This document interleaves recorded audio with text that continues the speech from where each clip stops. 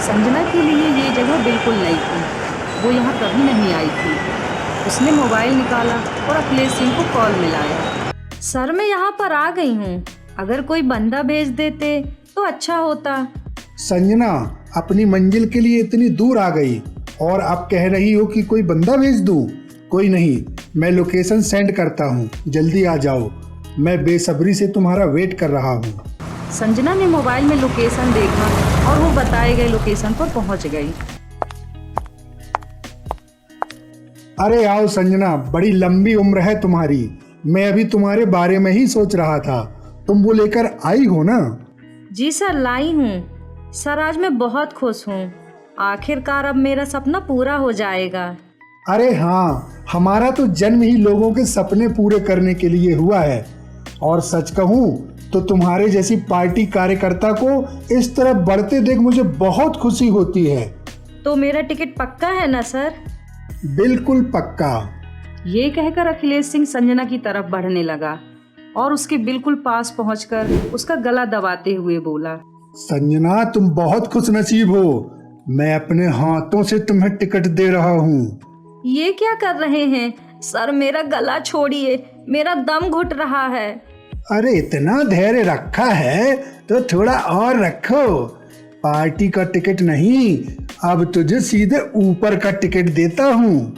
Akhilesh Singh ruling party का बहुत बड़ा नेता था और सरकार में मंत्री भी, लेकिन वो बहुत ही भ्रष्ट था। संजना कई सालों से उसके साथ काम कर रही थी, लेकिन उसके असली चेहरे का उसे पता नहीं था।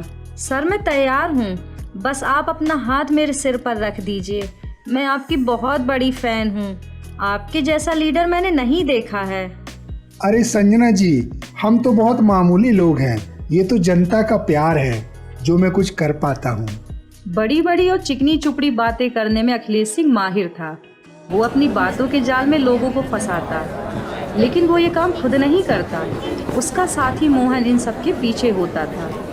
कार्यकर्ता के रूप में काम करते हुए वो हर समय अखिलेश सिंह के साथ रहती थी, लेकिन फिर भी उसकी हरकतों से वो अनजान थी। संजना जी, मैं आपसे एक बात कहना चाहता हूँ, अगर तुम्हारी आज्ञा हो तो कहूँ? अरे सर, ये कैसी बात कर रहे हैं आप तो ऑर्डर दीजिए। नहीं संजना जी, आप महिला हैं और महिलाओं को हम आर्डर नहीं देते। ये हमारे संस्कारों में नहीं है।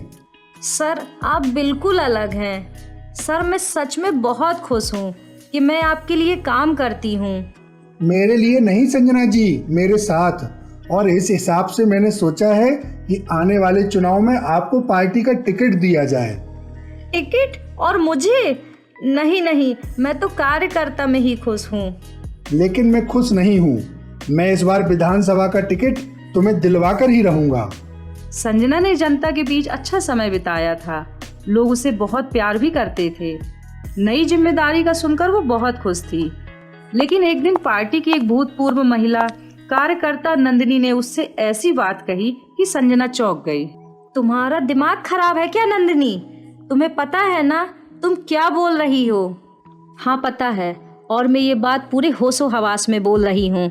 अखिलेश सिंह जैसा बदमाश इंसान पूरी राजनीति में नहीं है, लेकिन वो अपनी ताकत और अपनी पहुँच से अब तक बचा हुआ है।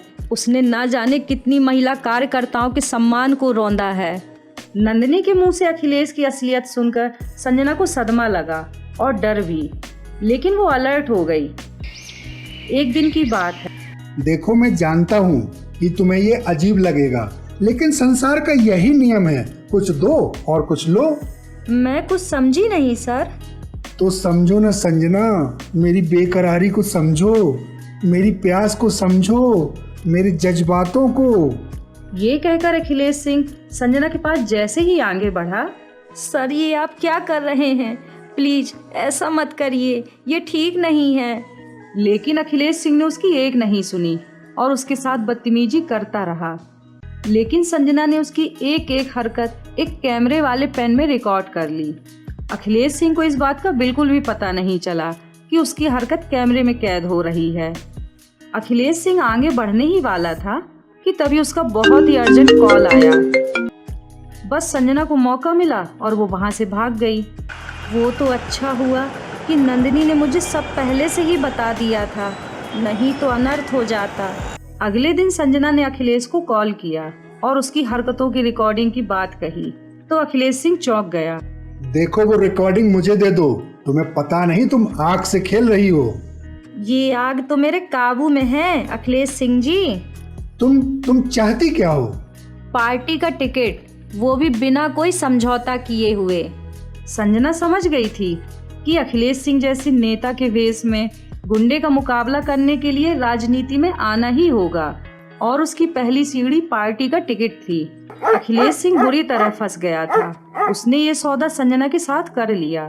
ठीक है, मुझे तुम्हारी शर्त मंजूर है, तुम्हें टिकट मिल जाएगा, लेकिन मेरी वीडियो जो तुमने बनाई है वो मुझे चाहिए।